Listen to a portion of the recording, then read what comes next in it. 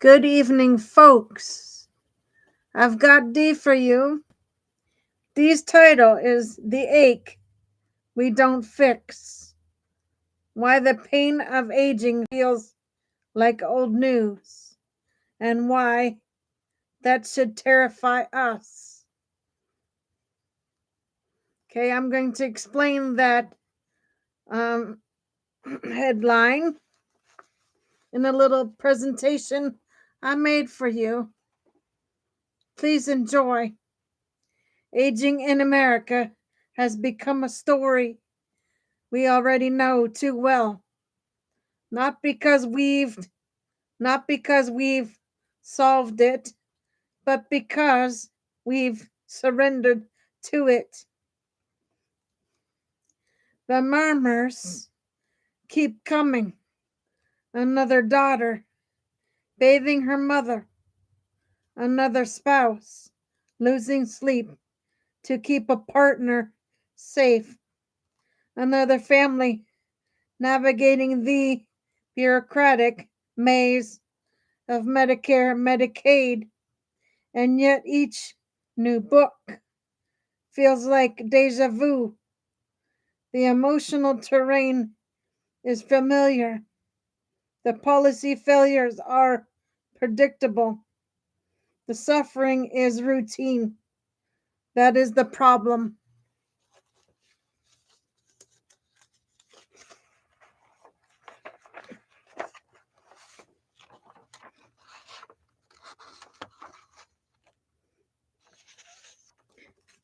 When the pain of aging starts to feel like old news, it means that the system has calcified into a shape that produces the same heartbreak over and over. It means we've normalized what should be unacceptable. It means we've mistaken repetition for inevitability. And at the center of this repetition sits Medicare, a program that has become synonymous with aging, yet refuses to fund the very thing aging requires. The myth of Medicare as a safety net. Medicare is often spoken about with relevance as if it were a comprehensive shield for older adults. But Medicare is not a shield. It is a patchwork. It is a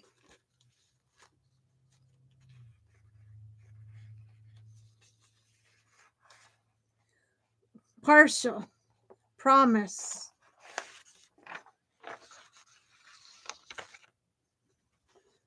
It is a medical program masquerading as an aging program. It pays for hospitalizations, physician visits, short term rehab, hospice. It does not pay for long term nursing home care, home based personal care, dementia supervision, caregiver support, daily functional assistance.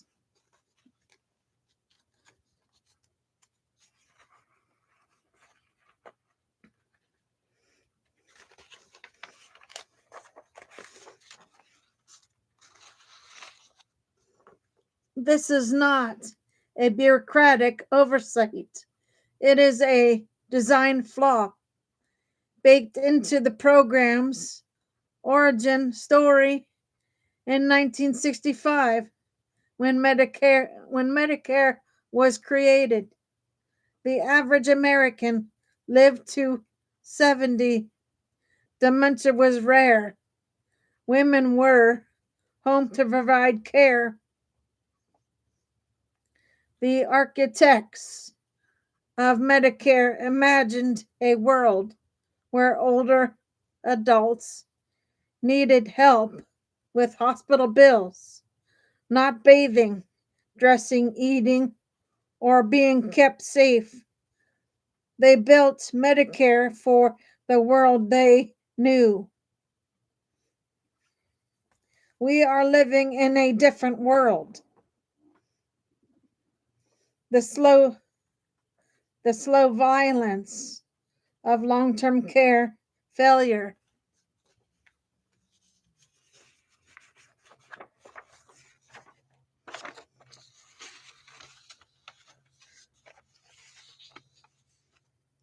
The suffering of aging is rarely dramatic.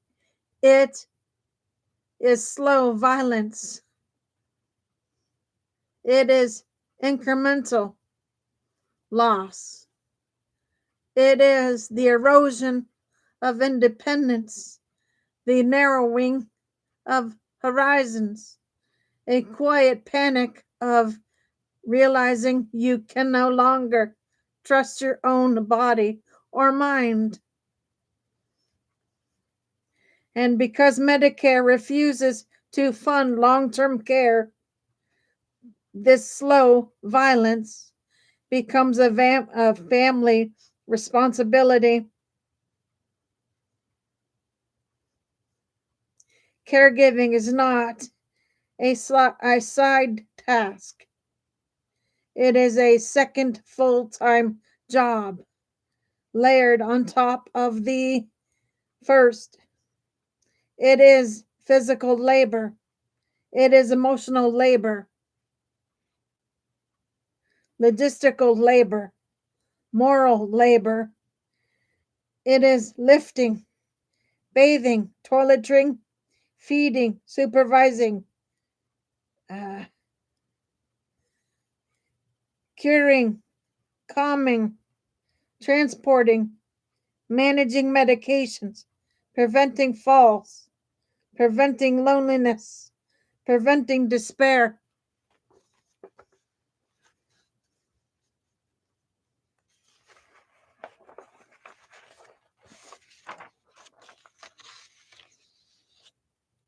It is the work of preventing dignity, preserving dignity. Medicare does not pay for this work, not a minute of it.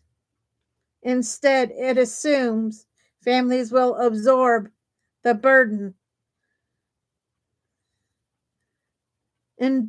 indefinitely. It assumes adult children can leave work early, take unpaid leave, or quit their jobs. It assumes spouses in their 80s can lift partners twice their size. It assumes neighbors will check in. It assumes communities will fill the gaps. These assumptions are not just outdated, they are dangerous. The middle class trap.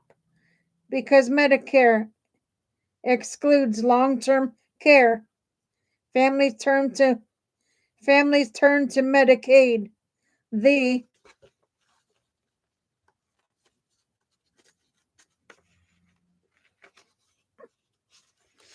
long-term care payer.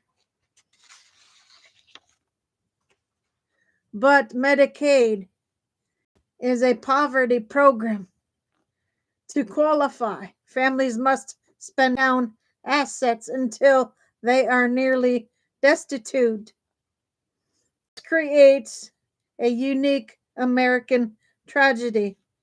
Middle-class families must become poor to access the care they need. The spend down process is brutal. Retirement savings evaporate. Homes are sold. financial futures collapse. And even after qualifying, access to home-based services varies widely by state, with long wait lists and limited availability. Medicaid fills the gap Medicare created, but at enormous human cost. Why murmurs feel repetitive?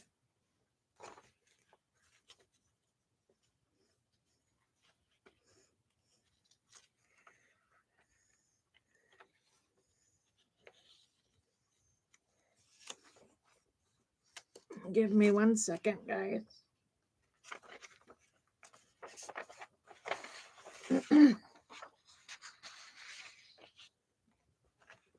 Murmurs about caregiving and aging often follow the same emotional arc.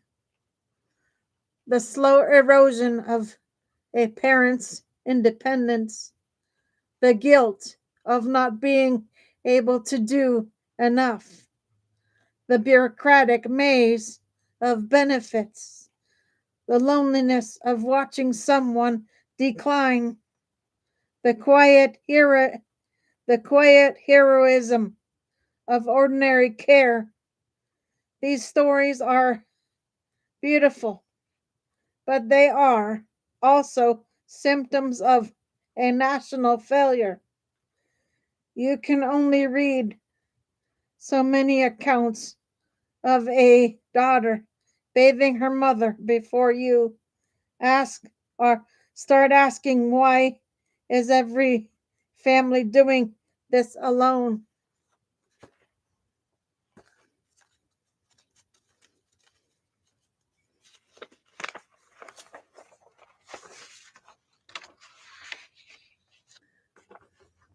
The repetition is not a literary problem. It is a policy problem. The murmurs feel familiar because the system produces the same suffering in every household. The revolving door of care revolving door crisis. The revolving door of crisis care. Without long-term care, older adults cycle through preventable crisis, a fall at home, hospitalization, a rehab stay, a brief period of stability, another fall, another hospitalization, a steeper decline.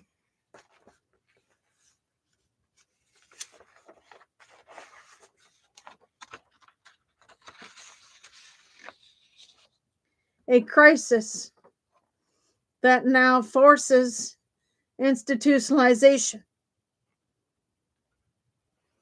Medicare pays for the ambulance.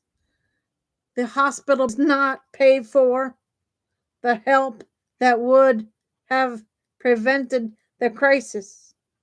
This is not a clinical nurses.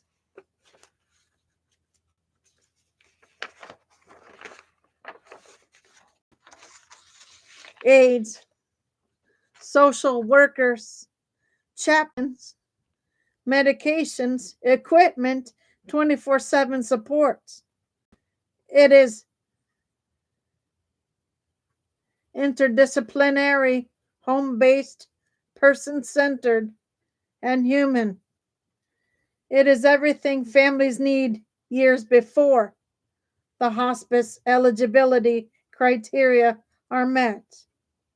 Hospice is proof that Medicare can fund comprehensive care. It simply chooses not to until death is near. This is the quiet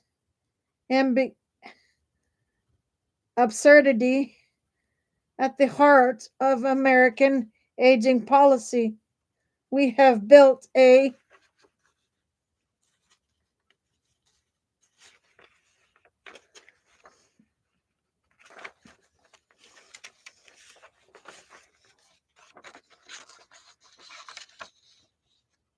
system that supports people only when they are dying, not when they are struggling to live.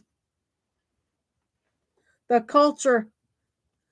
cultural numbness around aging.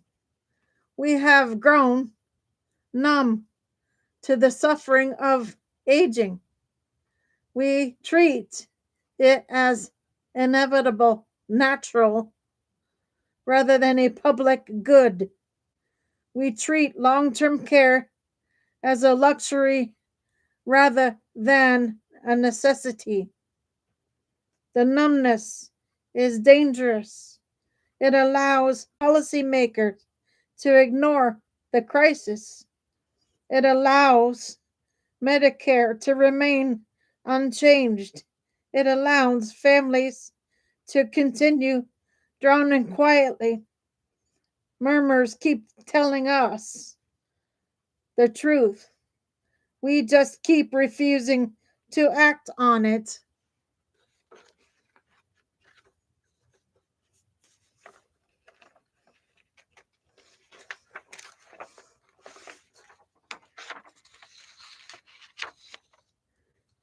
Aging is universal. Caregiving is inevitable. Long-term care is unaffordable. The question is not whether we need long-term care. The question is whether we will continue to treat it as a private burden or finally recognize it as a public responsibility. A humane society does not leave families to shoulder the full weight of aging. A modern healthcare system does not pretend that daily support is optional. A functional democracy does not impoverish its citizens to access basic care. Medicare's long-term care failure is not a policy flaw. It is a national choice.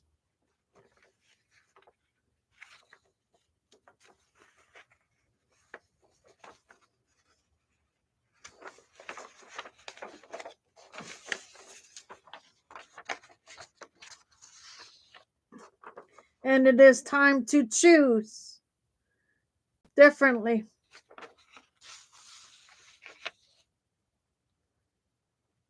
Okay, guys, that is D for you. I might jump on here, folks.